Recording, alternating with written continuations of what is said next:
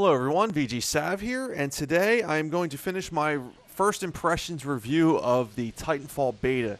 Last episode I told you what I didn't like about the Titanfall beta. Today I'm going to tell you exactly what I do like, and that is everything else. Absolutely everything else.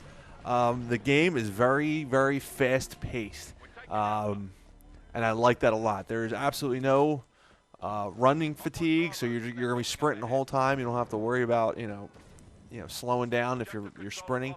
There's no fall damage. So if you're a Call of Duty player, you know that if you jump from the third floor of a building, there's a chance you're going to die. If not, you're going to hurt yourself, or your legs are going to make some kind of weird crunching noise, and you are going to be hurt. Not in Titanfall. There's no falling damage, and there's unlimited sprint. So those two things right off the bat are just phenomenal, and it keeps the pace up. Yes, in the very beginning of the match, you are probably going to be running for a good 10, 15, 20, maybe even 30 seconds before you find somebody to shoot, whether it's an actual player or a grunt, or what is the other one called, the specters. So you're going to be running for a little bit before any of that happens.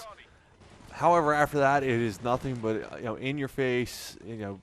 Whether it's again, whether it's players or grunts or even the Titans, you're always going to have somebody to shoot at or something to shoot at, and you're not going to have to go far to find it.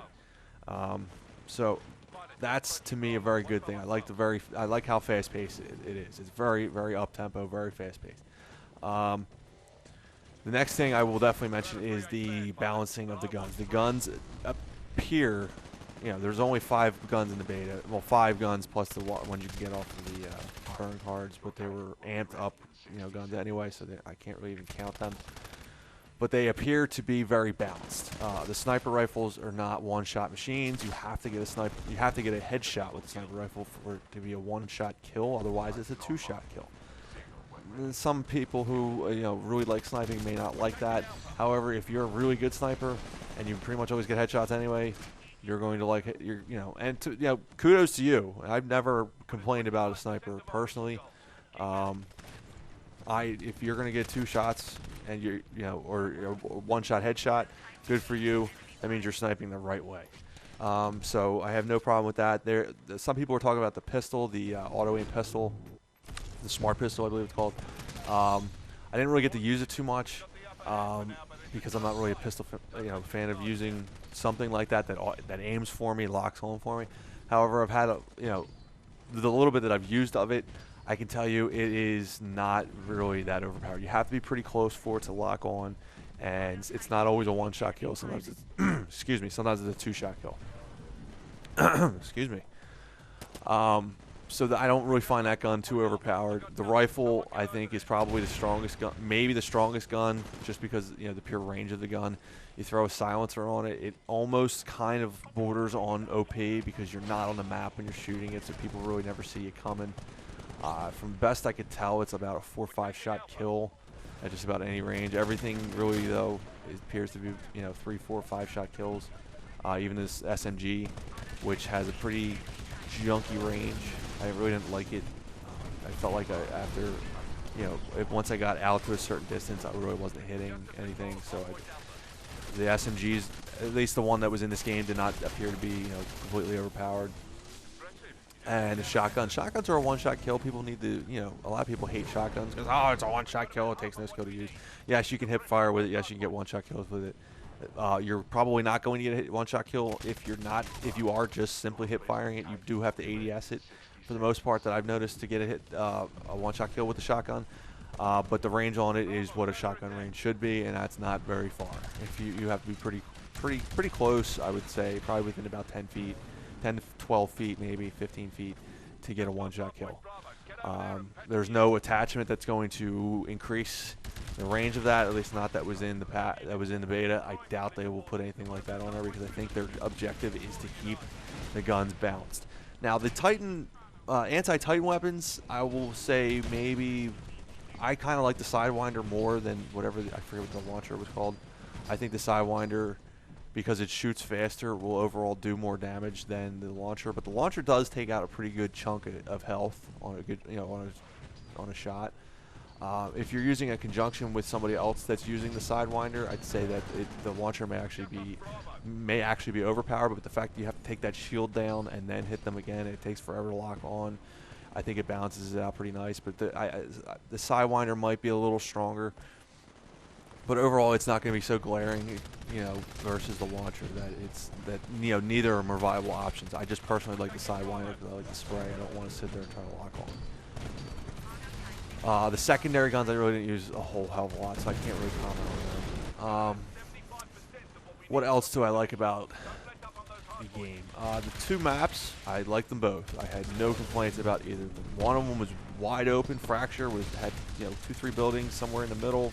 One was and then there was another building that was kind of far off. It was big, wide open. It was great if you want to be in your Titan and do the Titan work. And then the other one was Angel City, and it was more close quarters. There's a lot more buildings. You could be up top of the buildings, inside the buildings, outside the buildings.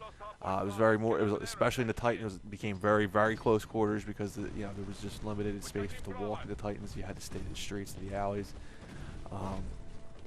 So I liked both of them, and but they never, even though they're close quarters, they never seem small at all. Except, well, I shouldn't say that. I shouldn't say they never seem small, because Angel City does, when you're in the Titan, seem pretty small.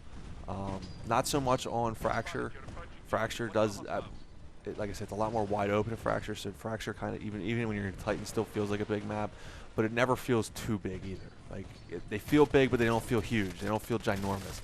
Like that feeling you get in Call of Duty when you're playing. What the hell's the name of that new map? The one with the castle. Or even, since I can't remember the name of that map, Siege. Siege is a ginormous map in Call of Duty. I've actually played matches of Siege where I've gotten 3 kills on a domination because I just couldn't find it. Like, it was like, Siege is ridiculously big for Call of Duty. None of the maps that I know, of the 2 maps. Now there's only 2 maps, so I can't judge everything based on that. But they never felt too big. They may have felt too small at times, but they absolutely never felt too big, even though they were bigger maps. I liked the hardpoint domination. I liked the fact that you didn't actually have to be on the objective, like right up on the objective to capture the objective. You could be in a vicinity. You could be in the same room. You didn't have to be on the objective.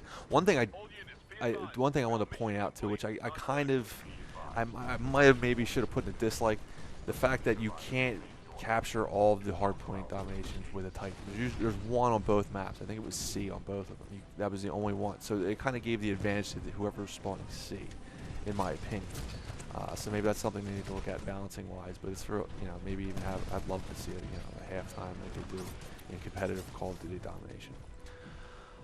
There's really so many more things to say that I like about this game. I just don't have enough time to list them all. So I'll try to go through a couple more things real fast. I like the burn cards. I think that's a nice addition. Think of it kind of like death streaks, but not super ridiculous like the death streaks were. You're not going to get like super overpowered stuff with the burn cards. I like how you can spawn in using the burn cards in a Titan.